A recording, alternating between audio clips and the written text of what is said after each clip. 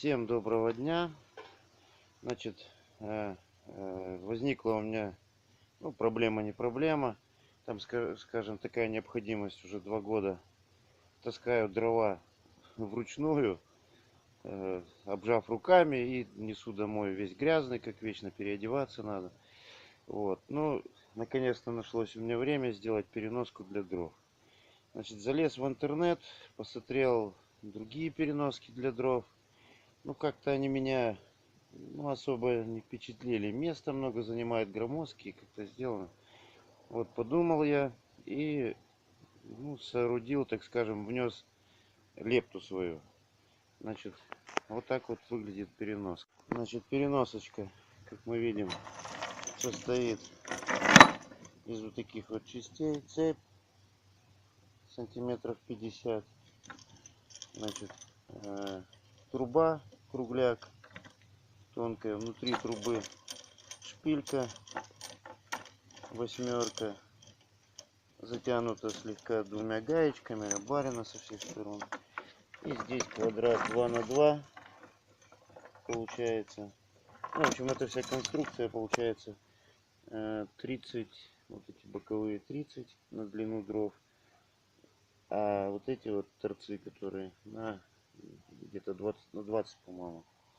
Вот, значит, засверлил вот здесь вот отверстие, вот с этой вот поперечиной с двух сторон. Шпильку протянул, также просунул цепь сюда, вот, гаечками подтянул и обварил гаечкой.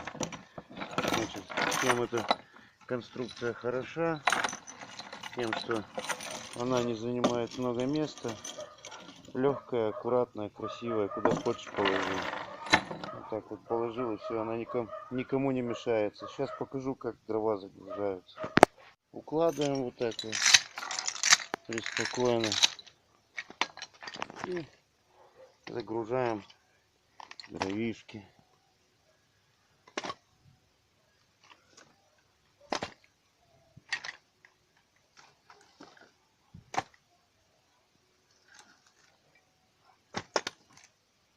Одной рукой неудобно, конечно, желательно поддерживать.